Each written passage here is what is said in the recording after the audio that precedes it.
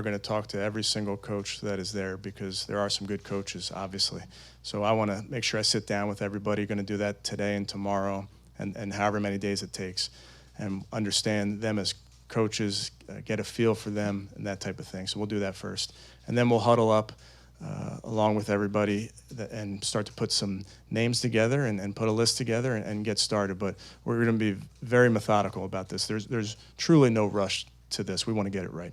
There's a talented young core, and Odell-Beckham-Jr. and Jarvis-Landry and Kareem-Hunt and Nick-Chubb and Myles-Garrett and Denzel Ward, but we're used to seeing regime changes here and then roster turnover. I'm just wondering, what do you think of that, young nucleus, and do you have a vision of moving forward with it, or could we see some of the changes that we've been used to seeing in the past with player personnel? Well, I think every year, it's never the same 53 that come back year to year. So certainly we'll be looking to add and augment and get better at every position.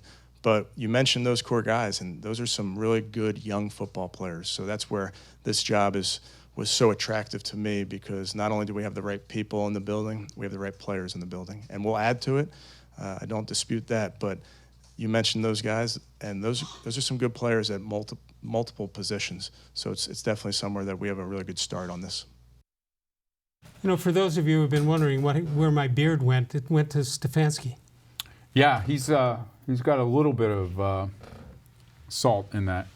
At 37 years old, that's a little early. You had a lot more. 216-575-0403. All right, so you're telling me, and I heard it, that Wade-Phillips' name was brought up. Yeah, he's available. Obviously, he's, had a great career as a defensive coordinator, not so much as a head coach, but he was a head coach for a little while. But Stefanski didn't want to discuss anybody from outside the building, I don't think, until he had a chance to talk to guys inside the building. Do you think because of the lateness in him being named head coach that it will cause him to lose some people he might have? Maybe. There's still, it's not like there's other head coaches, though, that are out there now trying to fill staffs. I mean, they pretty much have gotten everybody that they want. So I think they're okay in that regard. I think the biggest question for him, Les, is whether he's not going to get – Gary-Kubiak worked with him this year in Minnesota, and by all accounts, including Stefanski's, had a great influence on the offense this year. Gary-Kubiak's probably not coming with him, but you would feel better about him if he had somebody like that who was here sort of – I don't want to say Brad Childress, but somebody that – has been through the Sunday afternoon deal and game prep and everything a lot more often than he has. Wasn't Kubiak at one time thought of for the Browns?